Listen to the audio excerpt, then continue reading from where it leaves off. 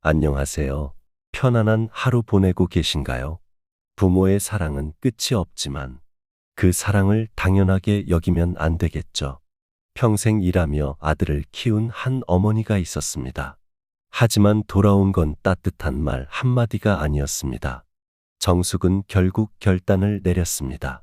정숙은 평생 가족을 위해 살아왔다. 어린 두 아들을 혼자 키우며 하루도 쉬어본 적이 없었다. 남편이 갑작스럽게 세상을 떠난 뒤 정숙은 가난과 외로움 속에서도 아이들만큼은 부족함 없이 키우겠다고 다짐했다. 공장에서는 작업복을 입고 기계 소음 속에서 하루를 보냈다. 하루 12시간 넘게 서서 일하다 보면 다리가 퉁퉁 부어 신발이 맞지 않았다. 점심시간도 아까워 김밥 한 줄을 대충 베어 물고 다시 손을 놀렸다. 밤이면 식당으로 가 접시를 나르고 가끔은 남의 집 가사도우미로도 일했다. 그렇게 하루 세탕을 뛰면서도 정숙은 웃었다.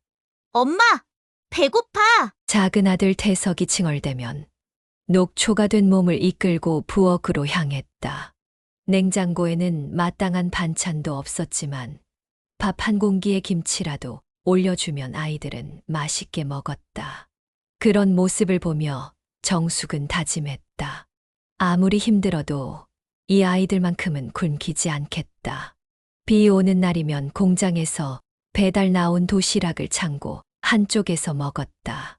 김치 국물이 샌 비닐봉지를 조심스레 뜯으며 정숙은 속으로 생각했다. 괜찮아. 참으면 지나간다. 애들만 잘 되면 난 괜찮아. 그렇게 버텼다. 젊었을 때 친구들과 수다 한 번 떨 여유도 없었고 새 옷 한 벌 사는 것도 사치였다. 감기에 걸려도 병원은 생각도 못하고 뜨거운 물에 손을 담그며 버텼다. 돈 아끼자. 애들 학원 보내야 해. 그렇게 아들들을 키웠다. 하지만 세상은 그녀에게 언제나 가혹했다. 명절 전날 공장에서 야근을 하다 손가락을 베었다. 피가 뚝뚝 떨어졌지만 감싸고 다시 일해야 했다. 하루라도 빠지면 그만큼 밥이 줄어드니까. 식당 일도 녹록지 않았다. 설거지하는 손이 뜨거운 물에 퉁퉁 불어 터졌지만 조금이라도 더 버텨야 했다. 손님들이 남긴 음식물을 보며 배를 채울 때도 있었다. 엄마, 나는 왜 맨날 같은 옷만 입어? 태훈이가 초등학교 저학년 때였던가. 친구들처럼 예쁜 옷을 입고 싶다는 아이의 말에 정숙은 미안했다. 하지만 그럴 돈이 없었다. 결국 시장 바닥에서 헌 옷을 하나 사서 손바느질로 기워 입혔다. 태훈이는 마지못해 입었지만 그 모습이 정숙의 가슴을 아리게 했다. 조금만 참아라, 우리 태훈이. 엄마가 더 열심히 벌어서 좋은 옷 사줄게. 그렇게 아이들을 위해 온몸을 갈아 넣었다. 하지만 그 노력에도 불구하고 세상은 정숙을 쉬이 놓아주지 않았다. 남들보다 한참 늦은 밤 골목길을 걸으며 한숨을 내쉬었다. 그래도 돌아가면 두 아들이 있다는 사실이 그녀의 유일한 버팀목이었다. 엄마가 버텨야 너희가 살아간다. 난 괜찮아. 그렇게 정숙은 늘 괜찮은 척 살아왔다. 아침부터 비가 부슬부슬 내렸다. 빗물이 공장 마당을 흥건히 적시고 철제 지붕 위로 빗방울이 우수수 떨어졌다. 정숙은 낡은 비닐 우위를 걸친 채 공장 안으로 들어섰다.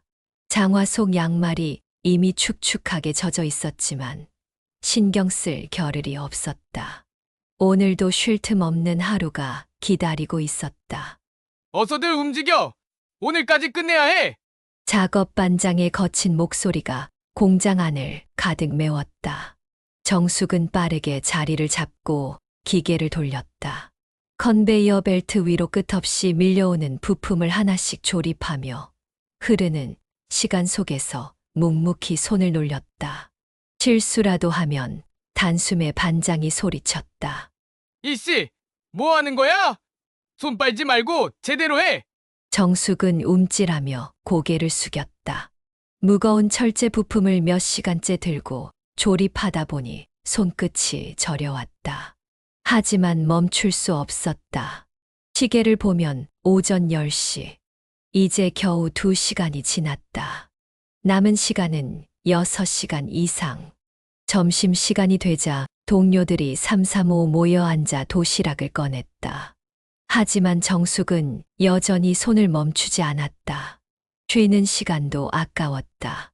쌀 한 톨이라도 아껴야 아이들 학원비를 보낼 수 있었다. 정숙 씨, 밥이라도 좀 먹어. 옆에서 함께 일하는 순자가 조심스레 말했다. 그녀는 작은 도시락을 내밀었지만 정숙은 손사래를 쳤다. 괜찮아. 집에 가서 먹으면 돼. 그녀는 주머니에서 김밥 한 줄을 꺼내어 빠르게 베어 물었다. 김밥 속 단무지가 씹힐 때마다 스스로를 다독였다. 괜찮아. 조금만 더 참자. 아이들이 잘 되면 그게 내 밥이야. 오후 작업이 시작되고 무거운 부품을 나르다가 실수로 발을 헛디뎠다. 철제 덩어리가 바닥에 떨어지며 쾅 하는 소리를 냈다. 이정숙, 대체 정신 어디다 두고 있는 거야? 반장의 목소리가 날카롭게 찔러왔다. 정숙은 얼른 몸을 숙여 부품을 주었다. 손등에 작은 철가루가 박혔지만 대수롭지 않았다. 상처보다 더 무서운 것은 하루치 일당을 깎일지도 모른다는 두려움이었다. 퇴근 시간이 되어야 겨우 숨을 돌릴 수 있었다. 하지만 공장에서의 노동이 끝이 아니었다. 그녀는 곧장 버스를 타고 식당으로 향했다. 식당 주방은 이미 뜨겁게 달아올라 있었다. 가스레인지 위로 김이 모락모락 피어오르고 설거지통엔 그릇들이 쌓여 있었다. 그녀는 앞치마를 두르고 손을 담갔다. 뜨거운 물 속에서 접시를 닦으며 문득 손끝이 얼얼했다. 그렇게 하루를 마무리하고 집에 돌아가면 밤 11시. 집으로 돌아가는 골목길은 한산했다. 가로등 불빛이 어둠 속에서 희미하게 흔들렸다. 집 앞에 다다랐을 때 그녀는 깊이 숨을 들이마셨다. 오늘도 버텼다. 내일도 버텨야 했다. 아이들이 잠든 얼굴을 보며 정숙은 지친 몸을 소파에 기댔다. 무거운 눈꺼풀을 감기며 속삭였다. 내일도 괜찮을 거야.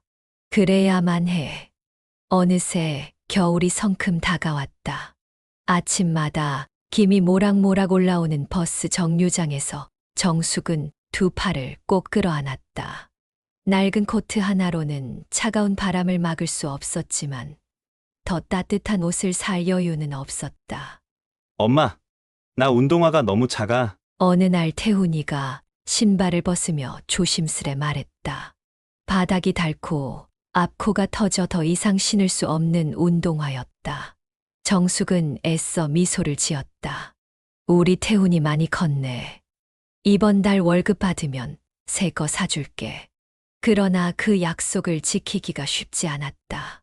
공장에서 갑작스레 직원 감축이 이루어지면서 일당이 줄어들었고 식당 일도 시간당 임금을 깎겠다는 통보를 받았다.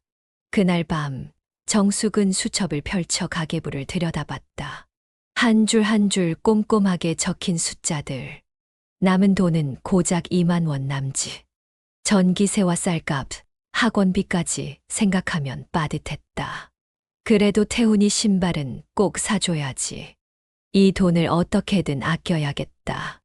다음 날 정숙은 동네 시장으로 향했다. 이름난 브랜드 운동화는 엄두도 내지 못하고 시장 구석 작은 신발 가게에서 저렴한 운동화를 골랐다. 이게 제일 튼튼하고 오래 신을 거예요. 가게 주인의 말에 정숙은 망설이다가 결국 신발을 샀다. 집으로 돌아와 아들에게 내밀었을 때 태훈의 눈이 반짝였다. 엄마, 새 신발이다. 고마워요. 그 말 한마디에 정숙은 하루의 피로가 씻겨 내려가는 듯했다. 아이가 기뻐하는 모습을 보니 가슴이 벅차올랐다. 하지만 태훈이 신발을 신어보더니 갑자기 조용해졌다. 태훈아, 왜 그러니? 태훈은 머뭇거리다 말했다. 엄마, 우리 반 애들은 다 나이키 신는데 이건 브랜드가 없잖아. 그 순간 정숙의 손끝이 살짝 떨렸다. 하지만 애써 태연한 척 미소를 지었다. 이 신발도 튼튼하고 좋아. 엄마가 너 많이 걸어 다니니까 편한 거 골랐어. 태훈은 고개를 끄덕였지만 정숙은 아이의 표정을 놓치지 않았다. 그날 밤 아이가 잠든 후 신발을 다시 들여다보았다. 내가 해줄 수 있는 게 이것밖에 없구나. 가슴이 먹먹해졌다. 몇 주 뒤 태훈의 생일이 다가왔다. 정숙은 아들에게 뭔가 특별한 걸 해주고 싶었지만 가진 게 없었다. 그 대신 정성껏 미역국을 끓이고 시장에서 작은 생일 케이크를 샀다. 촛불을 켜고 아이들과 함께 노래를 불렀다. 엄마가 더 좋은 케이크 못 사줘서 미안해. 아니에요. 엄마, 난 이게 제일 좋아. 태훈은 웃었지만 정숙은 그 웃음 속에 담긴 감정을 읽을 수 있었다. 그녀는 아이들에게 더 많은 것을 해주고 싶었다. 하지만 가진 게 없었다. 그럼에도 불구하고 그녀는 사랑을 아끼지 않았다. 나는 가진 게 없어도 너희만큼은 모든 걸 가질 수 있도록 해줄 거야. 정숙은 작은 식당 주방에서 일하는 중이었다. 손님들이 수저를 부딪히는 소리, 프라이팬에서 튀어오르는 기름 소리, 주문을 받느라 바쁜 종업원의 목소리가 뒤섞여 있었다. 뜨거운 물에 손을 담근 채 쌓여있는 그릇을 씻고 있자니 손끝이 얼얼했다. 이모, 그릇 좀 빨리 치워요. 주방장이 퉁명스럽게 말했다. 정숙은 서둘러 손을 움직였다. 하루 종일 서서 일하다 보면 다리가 퉁퉁 부어 신발이 조여왔다. 하지만 멈출 수 없었다. 아이들에게 밥 한 끼라도 더 먹이려면 이 일을 놓칠 수 없었다. 퇴근 후에는 밤늦게까지 건물 청소를 다녔다. 손톱 밑에 낀 먼지와 세제 냄새가 아무리 씻어도 사라지지 않았지만 정숙은 그럴 겨를이 없었다. 남들처럼 텔레비전을 보며 쉬는 시간 따위는 없었다. 집으로 돌아와서야 겨우 숨을 돌릴 수 있었다. 문을 열자 작은 전등 불빛 아래에서 태훈과 태석이 나란히 앉아 숙제를 하고 있었다. 아이들은 피곤한 기색 없이 엄마를 반겼다. 엄마, 많이 힘들었죠? 정숙은 피곤한 몸을 이끌고 아이들 옆에 앉아 머리를 쓰다듬었다. 우리 태훈이, 태석은 공부 열심히 했어. 응. 선생님이 이번 시험 잘 보면 장학금 받을 수 있을지도 모른대요. 정숙의 마음이 뭉클했다. 두 아들은 어려운 환경에서도 최선을 다하고 있었다. 하지만 정작 자신은 아이들에게 충분히 해주지 못하는 것 같아 미안함이 밀려왔다. 그녀는 수첩을 꺼내 오늘 번 돈을 계산했다. 1푼, 2푼, 쥐어짜듯 모아도 늘 부족했다. 학원비, 교복값, 생활비. 돈이 들어갈 곳은 한두 군데가 아니었다. 정숙은 깊은 한숨을 내쉬었다. 그러던 어느 날 학교에서 돌아온 태훈이 조심스럽게 입을 열었다. 엄마, 우리 수학여행비 아직 안 냈대요. 정숙은 순간 가슴이 철렁 내려앉았다. 이미 학용품과 생활비로 빠듯했는데 수학여행비까지 감당할 여력이 없었다. 하지만 아이 앞에서 내색할 수 없었다. 엄마가 어떻게든 할게. 그날 밤 정숙은 고민 끝에 쥐고 있던 반지 하나를 꺼냈다. 남편이 살아있을 때 사주었던 작은 금반지였다. 오래된 것이지만 그것마저 팔아야 했다.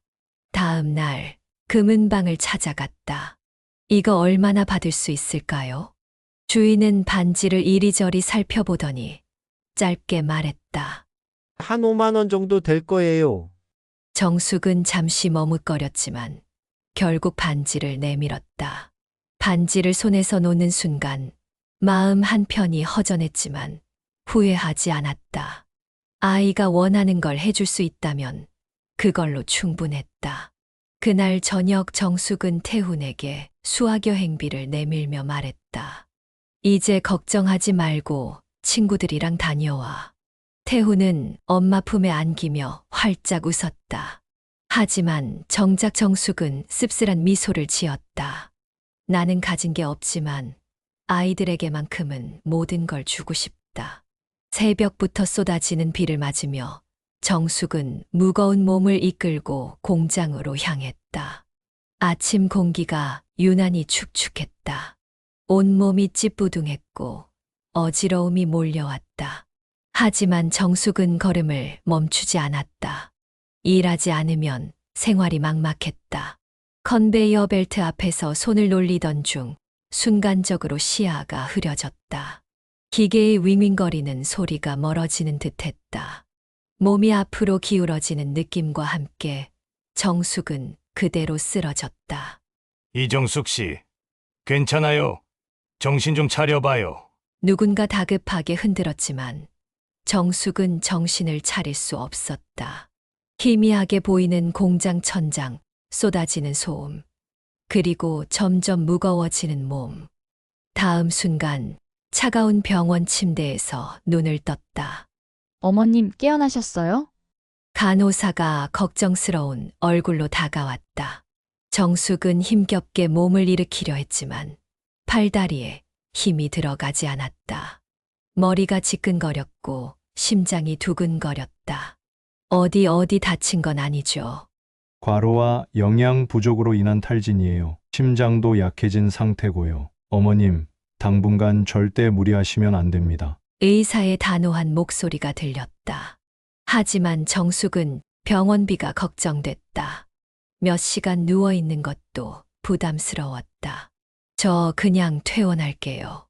안 됩니다. 몸 상태가 심각해요. 정숙은 이를 악물었다.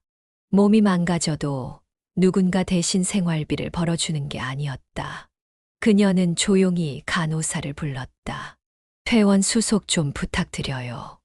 병원 문을 나서는 순간 쌀쌀한 바람이 온몸을 감쌌다. 다리가 휘청거렸지만 정숙은 한 걸음씩 앞으로 나아갔다. 집에 가야 한다. 다시 일해야 한다. 그날 밤 작은 전등 아래에서 가계부를 펼쳤다. 병원비로 지출된 금액을 보며 한숨을 삼켰다. 통장은 이미 바닥을 드러냈다. 전기세, 가스비, 아이들 학비 어디서부터 손을 대야 할지 막막했다. 그 순간 대학에 들어가 하숙하고 있던 태훈에게서 전화가 왔다. 엄마 어디세요? 집에 왔어. 아프셨다면서 왜 병원에 오래 안 계셨어요? 정숙은 피식 웃었다. 아들이 걱정하는 줄 알았지만 그 다음 말이 예상 밖이었다.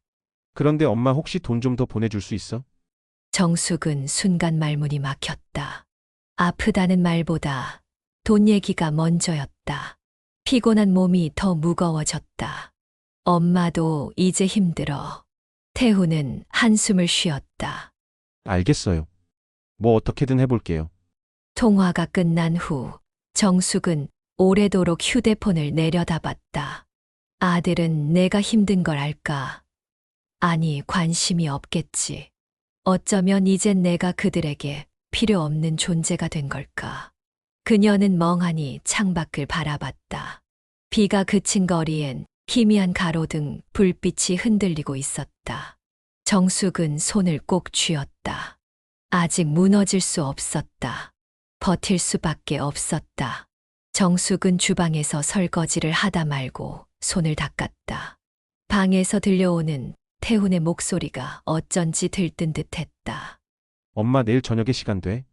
내일 특별한 일이라도 있니? 사실 엄마한테 소개할 사람이 있어. 정숙은 순간 멈칫했다. 설마 결혼 이야기일까? 그래, 그럼 우리 집으로 데려올 거야? 아니, 밖에서 보는 게 좋을 것 같아. 정숙은 가볍게 웃었다. 이제는 태훈도 결혼을 생각할 나이였다. 설렘 반, 걱정 반이었지만 아들이 선택한 사람이면 좋은 사람일 거라 믿었다. 다음 날 저녁 정숙은 태훈이 말한 카페에 도착했다. 창가 자리에 앉아 있는 태훈 옆에 단정한 옷차림의 여성이 앉아 있었다. 엄마 이쪽은 서연이에요. 정숙은 밝게 웃으며 손을 내밀었다. 안녕하세요. 우리 태훈이 여자친구라고요? 만나서 반가워요. 서현은 조심스럽게 미소 지으며 인사를 했다.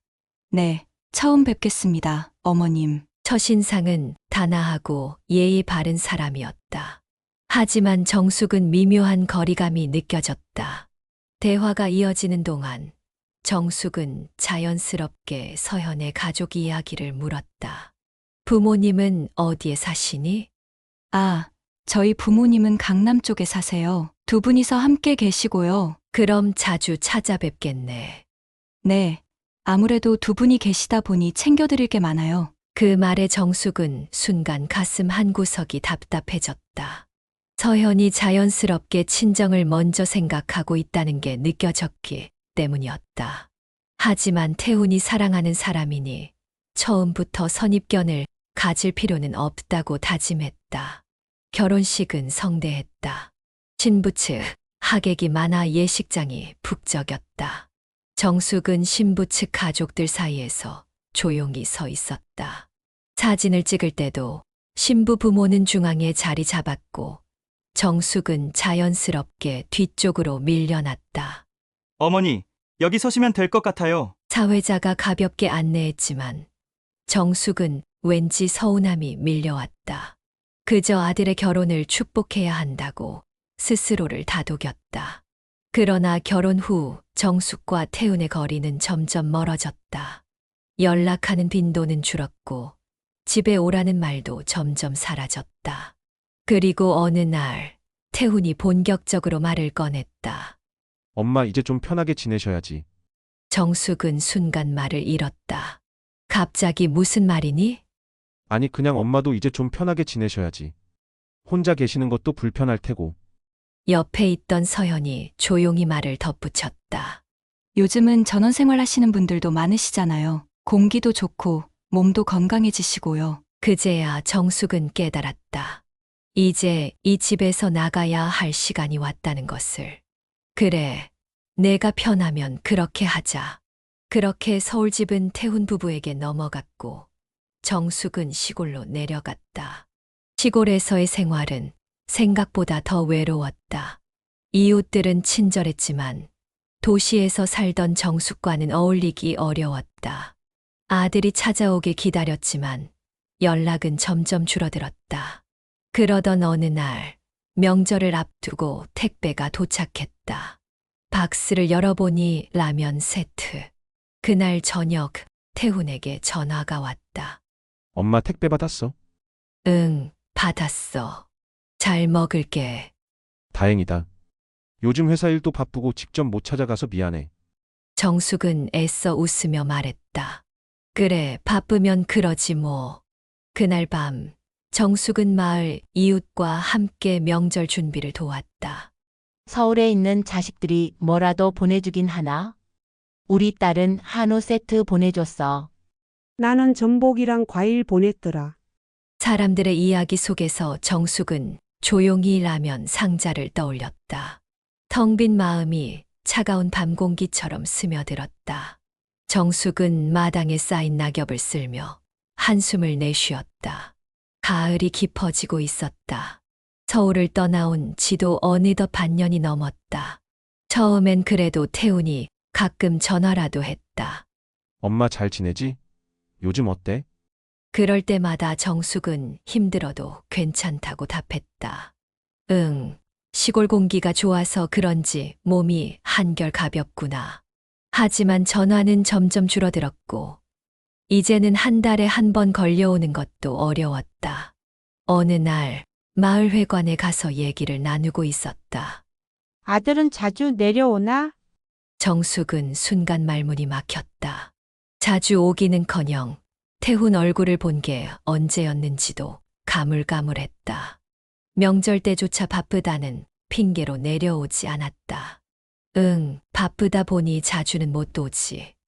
이웃이 안쓰러운 눈빛으로 고개를 끄덕였다. 우리 딸도 멀리 살아서 잘 못 와. 그래도 가끔 용돈이라도 보내주면 얼마나 고마운지 몰라. 정숙은 그 말을 듣고 웃었다. 그러나 마음속은 점점 허전해져 갔다. 겨울이 찾아왔다. 시골집의 난방이 제대로 되지 않아 추위가 더 깊게 스며들었다. 그날도 칼바람이 부는 저녁, 정숙은 거친 손으로 이불을 덮으며 핫팩을 쥐고 누웠다. 그때 휴대폰이 울렸다. 태훈이었다. 엄마 잘 지내? 그래, 넌? 요즘 회사 일이 바빠서 정신이 없네. 그런데 엄마 혹시 그 집 좀 정리할 생각은 없어? 정숙은 순간 멍해졌다. 집을 왜? 엄마도 나이 드셨으니까 좀 더 따뜻한 곳으로 옮기는 게 낫지 않을까 해서. 정숙은 서늘한 기운이 몸을 타고 흐르는 걸 느꼈다. 그럼 어디로 가라는 거니? 그냥 뭐 요양원 같은 데도 있고. 아니면 작은 원룸이라도. 그제야 정숙은 깨달았다. 아들은 이제 자신을 완전히 부담스러운 존재로 여기고 있다는 걸. 난 아직 건강하다. 엄마 나쁜 뜻은 아니야. 그냥 엄마도 편하게 지내셨으면 해서 그래. 정숙은 그 자리에서 조용히 전화를 끊었다. 며칠 후 정숙은 우체국에 갔다. 태훈에게 작은 소포를 붙이기 위해서였다. 정성껏 말린 도라지와 직접 담근 유자청을 넣었다. 하지만 소포를 보내고 돌아오는 길, 정숙은 문득 생각했다. 이제 이런 걸 보내는 게 의미가 있을까? 더 이상 기다릴 필요가 없을지도 모른다는 생각이 들었다. 겨울이 깊어지고 있었다. 한파가 몰아치는 날, 정숙은 작은 전기장판 하나에 의지한 채 웅크리고 있었다. 엄마 집 좀 정리할 생각 없어? 그 말이 머릿속을 떠나지 않았다. 이제 아들은 더 이상 자신이 필요하지 않은 것 같았다. 그때 전화벨이 울렸다. 화면을 보니 둘째, 태석이었다. 엄마 나야. 잘 지내? 그래, 넌? 나야 뭐 그런데 엄마 목소리가 왜 그래? 어디 아파? 정숙은 서둘러 목소리를 가다듬었다. 아니야, 그냥 감기 기운이 좀 있어서 그래. 감기? 엄마 혼자 괜찮아? 약은 먹었어? 응, 먹었지. 하지만 정숙의 목소리는 힘이 없었다. 엄마 내가 곧 내려갈게. 아니야, 너 바쁘잖아. 엄마 기다려. 태석은 더 이상 말을 하지 않고 전화를 끊었다. 이틀 후 정숙이 아침밥을 짓고 있는데 마당에서 인기척이 들렸다. 문을 열자 그곳에 태석이 서 있었다. 엄마. 태석은 손에 무거운 짐을 들고 있었다. 이게 뭐니? 엄마 먹을 반찬이랑 따뜻한 옷 좀 사왔어. 그리고 보일러 수리 기사도 부를 거야. 정숙은 순간 울컥했다. 바쁜데 뭐 하러 왔어? 엄마가 혼자 이렇게 지내는 거 내가 몰랐어. 미안해. 태석은 집안을 둘러보더니 굳은 표정을 지었다. 낡은 전기장판, 가스버너 옆에 놓인 컵라면 몇 개, 제대로 정리되지 않은 이불. 엄마 여기서 이렇게 지낸 거야? 태석의 눈에 어머니의 현실이 한꺼번에 들어왔다. 그날 저녁 태석은 정숙과 함께 밥을 먹으며 조심스럽게 물었다. 엄마 형이랑은 연락 자주 해? 정숙은 잠시 뜸을 들이다가 말했다. 아들 키워봤자 소용없다더니 이제 다들 바쁘지. 그 말에 태석은 입술을 깨물었다. 형이 엄마한테 신경을 안 써? 정숙은 아무 말 없이 고개를 저었다. 태훈이 집을 정리하라고 했다는 사실을 말할 수도 없었다. 하지만 태석은 모든 걸 알아챘다. 그날 밤 그는 형에게 전화를 걸었다. 형 엄마 어떻게 지내는지 알아? 뭐? 갑자기 무슨 소리야? 엄마가 혼자 시골에서 어떻게 살고 계신지도 모르고 있었어? 너야 해외에 있어서 몰랐겠지만 엄마가 시골에서 편히 지내고 싶다고 해서 모신 거야. 그럼 명절에 한 번이라도 내려갔어? 태훈은 말이 없었다. 엄마 우리 키우느라 평생 고생했어. 그런데 이제 와서 혼자 외롭게 두는 게 맞다고 생각해? 태훈은 한참을 침묵하더니 말했다. 내가 바빴어. 바빴다고? 형 엄마한테 용돈은 줬어?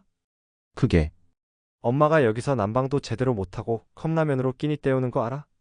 그 순간 태훈은 아무 말도 하지 못했다. 태훈은 핸드폰을 손에 쥔 채 한참을 가만히 서 있었다. 태석의 말이 머릿속에서 계속 맴돌았다. 그제야 태훈은 시골집의 정숙을 떠올렸다. 마지막으로 직접 찾아간 게 언제였는지도 기억이 흐릿했다. 그동안 그저 바쁘다는 핑계로 외면해왔다. 하지만 뭐가 문제였을까? 어차피 어머니가 시골에서 살고 싶다고 하지 않았던가. 그런데도 왠지 태석의 말이 뼈처럼 박혀 빠지질 않았다. 그날 밤 태훈은 서현과 저녁을 먹으며 조심스레 말했다. 우리 엄마 뵈러 갈까? 서현은 숟가락을 놓고 태훈을 쳐다봤다. 갑자기 무슨 일이야? 태석이가 갔는데 엄마가 많이 힘들어 보였대. 서현은 잠시 고민하다가 한숨을 쉬었다. 우리도 바쁜 거 알잖아. 그리고 어머님이 우리한테 힘들다는 말씀 안 하셨잖아. 그렇긴 한데 솔직히 말해서 갑자기 신경 쓰는 거 이상하지 않아? 그동안은 아무 말도 없었잖아. 태훈은 서현의 말에 아무 대답도 하지 못했다. 며칠 후 태훈은 결국 혼자 시골로 향했다. 마음 한구석이 계속 불편했기 때문이었다. 낡은 대문을 열고 들어서니 마당에 태석이 서 있었다. 형 왔어? 태훈은 어색하게 고개를 끄덕였다. 그때 안에서 정숙이 나왔다. 태훈아, 오랜만에 본 어머니의 얼굴은 한눈에 보기에도 수척했다. 눈가에는 깊은 주름이 패였고 옷은 헐거워 보였다. 순간 가슴이 먹먹해졌다. 엄마 밥은 먹었어? 정숙은 희미하게 웃었다. 그럼 잘 먹고 있지. 그 말과 달리 싱크대 위엔 라면 봉지가 몇 개 놓여 있었다. 태훈은 마음이 무거워졌다. 한동안 어색한 정적이 흘렀다. 그때 태석이 입을 열었다. 형, 이제 와서 후회해봤자 소용없어. 태훈은 태석을 바라봤다. 엄마가 힘든 거 이제야 알았어? 태훈은 아무 말도 할 수 없었다. 그 순간 정숙이 조용히 말했다. 그만해라, 태석아. 그녀는 천천히 태훈을 바라보았다. 태훈아, 엄마 괜찮다. 그러니까 걱정 말고 가서 내 가정 잘 지켜라. 태훈은 그 말을 듣는 순간 심장이 철렁 내려앉았다.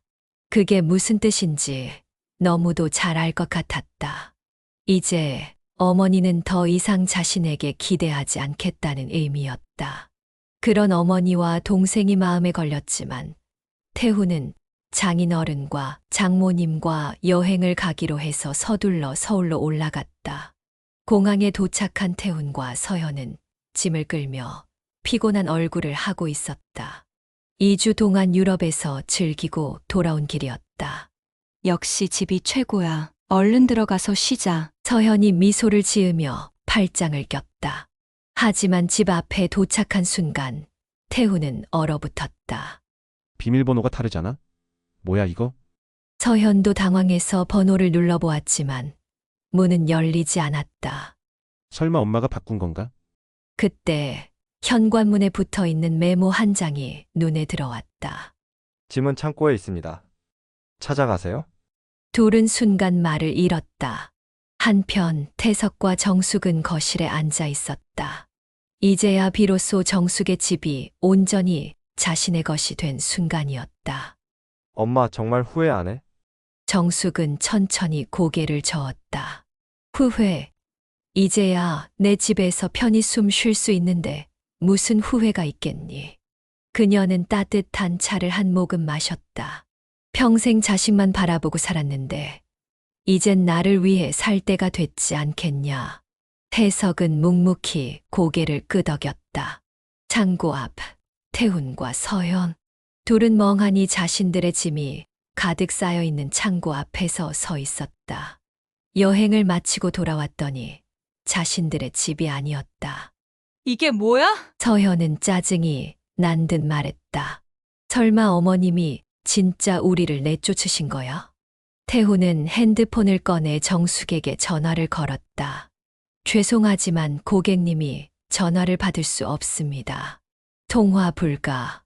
다시 걸어봤지만 결과는 같았다. 엄마 진짜 우리를 버린 거야? 그제야 태훈은 깨달았다.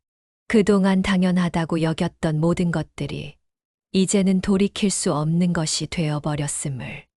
그 자리에서 핸드폰을 꽉 쥔 채 태훈은 한참을 서 있었다. 뒤늦은 후회가 밀려들고 있었다. 뒤늦은 후회는 소용없었습니다. 결국 떠나야 했던 건 어머니가 아닌 아들 부부였죠. 삶은 돌고 돕니다. 여러분도 소중한 사람을 잊지 않길 바라며 오늘 이야기는 여기서 마무리할게요.